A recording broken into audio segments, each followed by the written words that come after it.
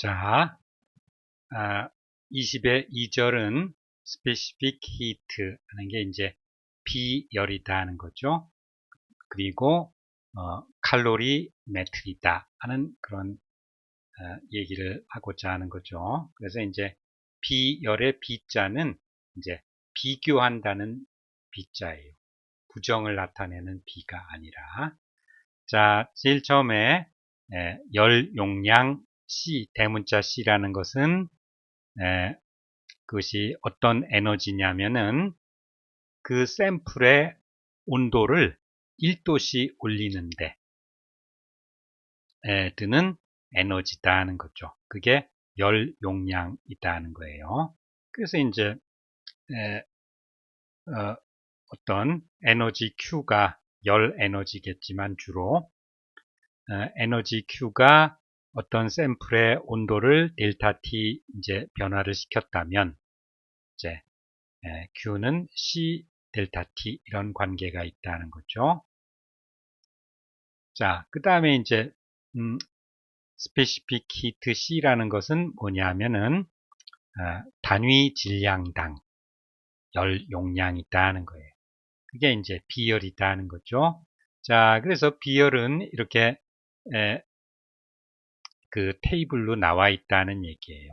그래서 어떤 물질의 서브스턴스가 25도씨 그리고 대기압일 때 비열이다 하는 거죠. 그래서 이제 여기 이제 액체로서 우리가 물이 15도씨일 때는 이제 비열이 4186이다 이런 거예요.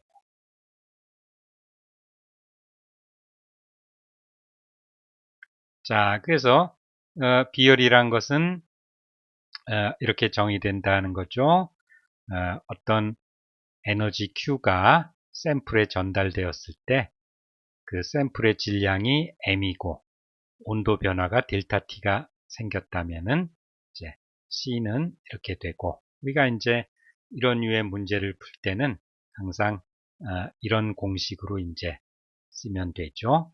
그래서 Q는 MC 델타 T다. 그래서 여기 보면 이제 for example 이건 자주 보이는 구조. 예를 들어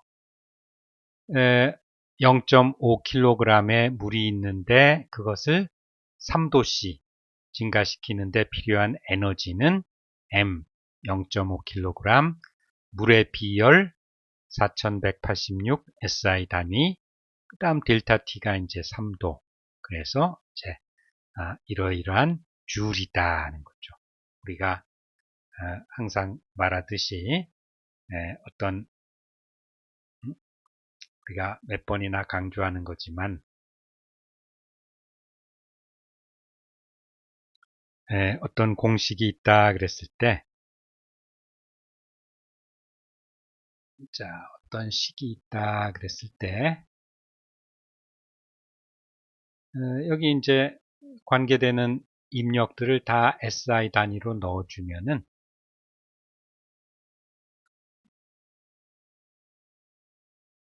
그 결과는 자동적으로 SI 단위로 나온다 하는 거고 그래서 우리가 관련 물리량의 SI 단위가 뭐다 하는 것을 알 필요가 있는데 이제 에너지 같은 경우는 줄이고 그 다음에 압력 같은 경우는 SI 단위가 파스칼이다 하는 건데 우리가 이제 센 결책에서는 실용성 때문에 이제 킬로주를 쓰고 킬로파스칼을 쓰지만 그것은 SI 단위는 아니다 하는 거죠. 그런 걸 이제 우리가 관련 양의 SI 단위가 뭐다 하는 것을 이제 기억을 해둘 필요가 있다는 얘기예요. 자, 그래서 예를 들어 for example이 자주 나오죠. 예를 들어 기가 어떤 마이크로웨이브 오븐이다. 그러니까 이제 그것이 이제 이거는 그냥 우리가 열을 쓰는 전기 오븐하고 다른 거죠. 전자레인지라는 건데 그거는 이제 에너지 전달이 electromagnetic radiation이다 하는 거죠. 어떤 전자레인지는 그 전기 오븐과는 달리 뭐 뜨거워지는 부분이 없다 하는 거예요. 이거는 이제 전자기 팔을 이용해서 그 감자의 온도를 높인다는 거죠. 그래서 이제 그것에 이제 감자를 기로 봤을 때 델타 EINT 내부 에너지 변화는 이제 그것이 이제 그 electromagnetic radiation에 기인하는 건데 그것이 이제 그 Q의 역할을 하는 것이다 하는 거죠. MC 델타 T. 그래서 감자가 이제 있게 된다는 얘기예요. 자, 그래서 이 경우는 이제 델타 EINT가 내부 에너지 변화가 1에 기인하는 것이다 하는 거죠. 그래서 하여튼 내부 에너지 변화가 열이든 일이든 그 두 가지 방법으로 내부 에너지 변화를 얻을 수가 있다 하는 거고 그리고 또 하여튼 내부 에너지라는 것은 원자나 분자 관련된 에너지다 하는 이제 그런 얘기다 하는 거죠. 자, 그래서 이제 그 다음에 나오는 이제 칼로리메트리를 한번 봅시다. 칼로리메트리라는 거는 이제 이렇게 여기는 이제 고립계예요. 그래서 고립계라는 건 뭐냐면은 이것이 에너지 전달도 일어나지 않는다는 거예요. 그러니까 우리가 칼로리메트리를 이제 어떤 좋은 단열재로 이제 만들어서 열이든 일이든 그 계하고 주변하고 이제 에너지 전달이 일어나지 않는다 하는 게 고립계죠.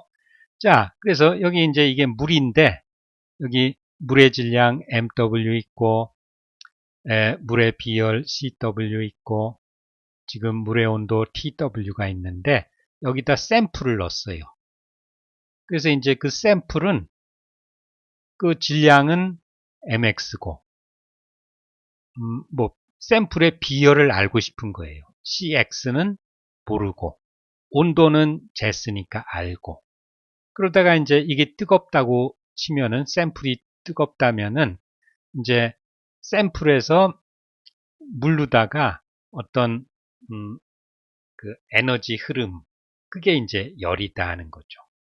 그게 있겠죠. 그래서 이제 이 샘플은 열을 잃어버리죠. 그래서 이제 결국 평형 상태가 되면은 둘의 온도가 TF 파이널로 이제 같아질 텐데 그때까지 이제 결국 온도 차이가 있으니까 어떤 에너지 흐름이 있다 하는 거예요. 그건 이제 그 에너지 흐름은 그 열의 방법이 있다는 거죠. 여기서는 일은 개입되지 않았어요. 열 흐름으로다가 어떤 에너지 흐름이 되는 것이다 하는 거죠. 그래서 여기서 샘플은 에너지를 잃어버리고 물은 에너지를 받아서 이제 그 온도가 올라가고 그래서 이제 최종 온도를 재서 이 샘플의 비열을 이제 알아내자 하는 것이 칼로리메트리다 하는 그런 실험 장치다 하는 거예요. 그러니까 칼로리메터가 이제 그 디바이스 장치고 이제 이런 기법을 보고 칼로리메트리라고 그런다는 거죠. 자, 그래서 여기 나오는 수식을 보면은 이제 이게 이제 Q 하트는 잃어버린다 그래서 이 마이너스를 붙였는데 사실은 이 부호가 좀 혼동되는 수가 있죠. 그래서 이제 제일 간편하게는 이제 그 QC나 Q 하트의 절대값이 같다고 생각하면 돼요. 이거는 차가운 물체가 얻은 열, 그 다음에 뜨거운 물체가 잃어버린 열, 이것에 이 플러스 마이너스 부호가 이제 그것이 이제 혼동이 되니까 이 절대값이 이제 서로 같다. 그래서 이제 물이 얻은 열이 열 에너지가 얻은 열, 뭐 엄밀하게는 이제 에너지라고 그래야죠. 이것이 이제 잃은 샘플이 잃은 뜨거운 샘플이 잃은 열 에너지와 같다. 이렇게 놓으면 되는 거죠. 자, 그래서 여기에서 보면은 이제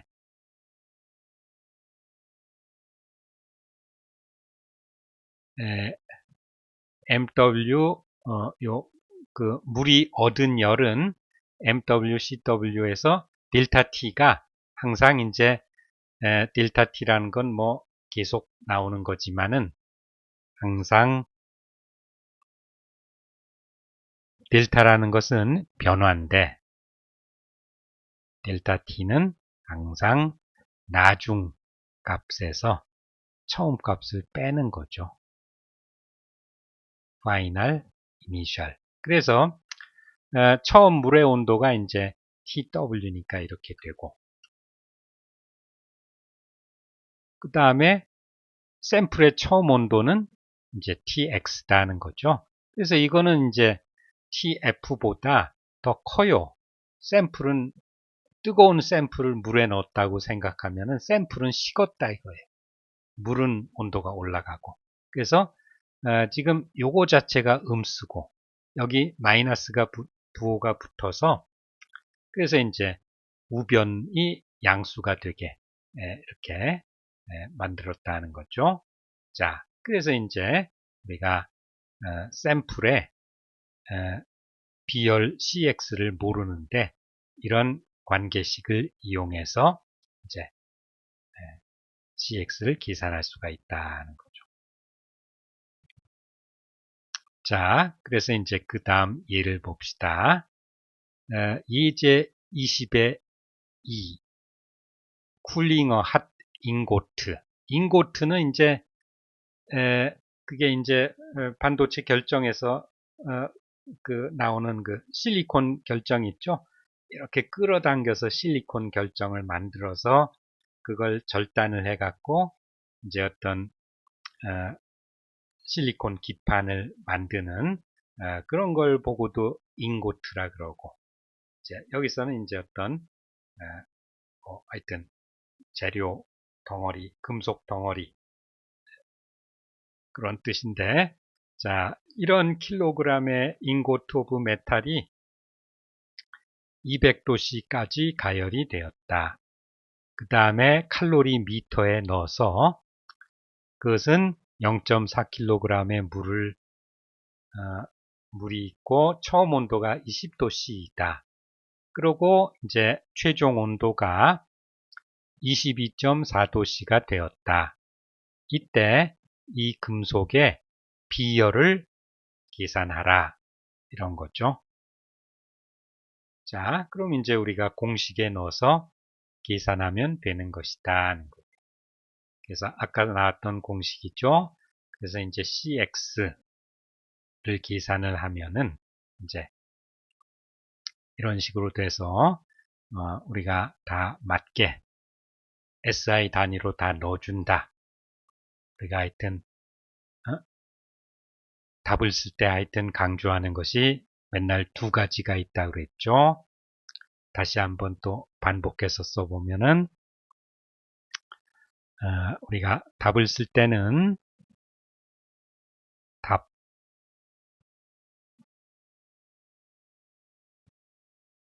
첫 번째가 유효 숫자.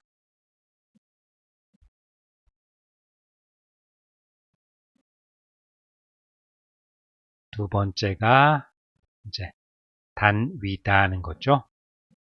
그래서 이제 단위 문제는 미국에서 화성 탐사선, 1000억이 넘는 화성 탐사선, 그리고 지구에서 화성 궤도까지 날아가는 그 시간, 3개월이다. 그런 것까지 다 날려버렸다는 거죠.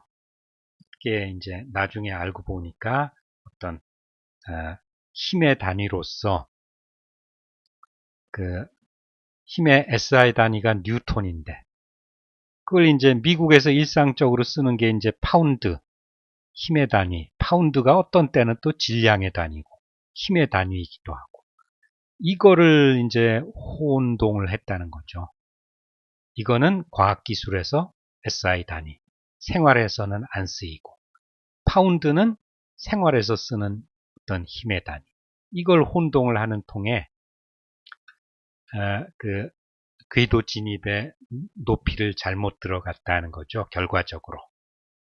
그래서 이제 화성 탐사선을 날려버렸다. 해서 이제 그 이후로 그 사건 이후로 이제 맨날 단위를 강조하는 때는 모두 다 그 화성 탐사선 얘기를 해요. 자, 그래서 이제 유효 이 두 가지가 중요한데 우리가 이 예제에서 이제 배울 거는 또 뭐냐 하면은 이제 어떤 값의 그 오차, uncertainty도 이런 계산 결과 못지않게 중요하다 하는 걸 이제 보여주는 예제예요. 그래서 우리가 이제 마침 이 예제가 나왔기 때문에 한번 그 오차다 하는 개념을 이번 기회에 이제 확실하게 알고 넘어가자 하는 거죠. 자, 그래서 여기서는 이제 단위는 joule per kilogram 도 C고, 그 다음에 유효 숫자는 이제 세 자리예요. 그래서 이제 요거는 400이라고 구태여 0을 쓴 거는 유효 숫자가 세 자리 있다는 거고, 여기서도 마찬가지다는 거죠. 0. 앞에 있는 0은 이건 자릿수를 나타내는 거기 때문에 유효 숫자가 아니에요. 요 뒤에 것까지 해서 세 자리. 이렇게 해서 또 이거는 네 자리. 그래서 이런 류의 이제 곱하기 나누기 계산에서 최종 답의 유효 숫자는 그 유효 숫자가 적은 것을 택한다. 그래서 이제 이 세 자리를 택한 거예요. 자, 그런데 자, 여기 suppose 이것도 많이 나오는 단어죠. 뭐뭐 한다고 하자. 자, 그래서 이제 어떤 실험 오차 관련해서 이 비열을 계산하는 데 있어서 이제 가장 실험 값이 정확하게 하려면은 어떤 데이터를 이제 중요시해야 되느냐 하는 얘기예요. 자, 그래서 이제 우리가 이제 어떤 오차 관련해서 오차의 전파다. 이거는 그 전파는 일렉트로마그네틱 웨이브의 그 전파가 아니라 퍼진다는 뜻이죠. 자, 이 동영상을 한번 보고 넘어갑시다.